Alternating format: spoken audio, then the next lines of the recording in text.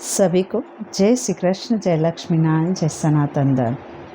प्रश्न है, समुद्र मंथन क्यों करना पड़ा था और क्या बताता है समुद्र मंथन। तो जब देव और दानव में युद्ध में दानवों की ही जीत हो रही थी, तभी अमृत पाने के लिए समुद्र मंथन किया गया था। ऐसी कथा विष्णु पुराण में दी गई है और बाकी पुराणों ने अपने अपने हिसाब से इसकी व्याख्या करी है। कहीं इंद्र के अहंकार के कारण उन्हें श्रीहीन होने का श्राप मिलता है। तो अब कथाओं के सार तक पहुँचे तो श्री और अमृत को पाने के लिए, लेकिन खासकर अमृत के लिए समुद्र मंथन किया गया था।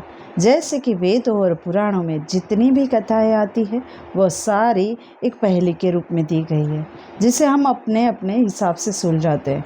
अगर बात करें समुद्र मंथन की, तो ये हमारे मनस्तर यानी कि हमारे माइंड को बताता है, हमारे विचारों की प्रक्रिया को बताता है।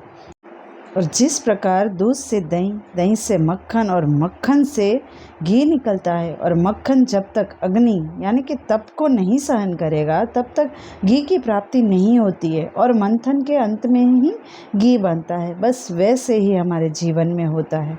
आइए देखते हैं कैसे।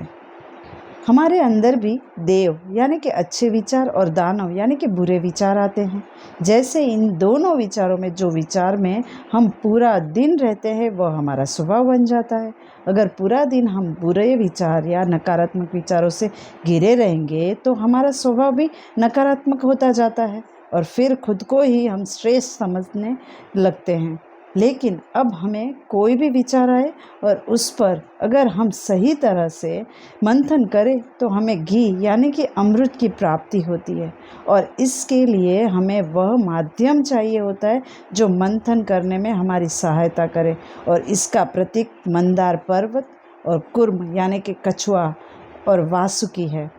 और जब मंथन होता है तो पहले हलाहल यानी कि विष निकलता है, और हलाहल जो हमारी कड़वी वाणी है, जो हम बोलते हैं या सुनते हैं, और हमें उसे पीना ही पड़ता है। और हलाल को हम महादेव बनकर ही पी सकते हैं, क्योंकि जब तक पिएंगे नहीं तब तक मंथन अधूरा ही रहता है।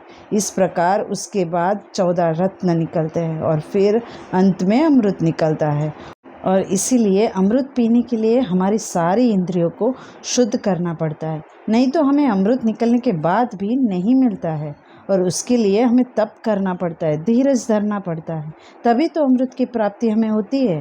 समुद्र हमारा मन है जो विशाल है, गहरा है, और हमारे मन में ही सब कुछ छिपा है, अच्छा हो चाहे बुरा।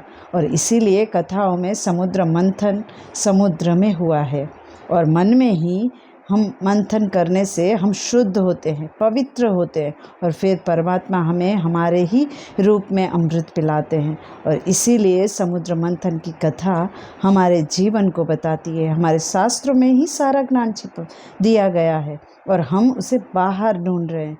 सिर्फ समुद्र मंथन की कथा ही नहीं, बल्कि सारी कथाओं का सार समझने लग जाए ना, तो हमारा जीवन कितना निर्मल हो जाएगा ना, सोच कर देखिएगा। धन्यवाद। अस्तु।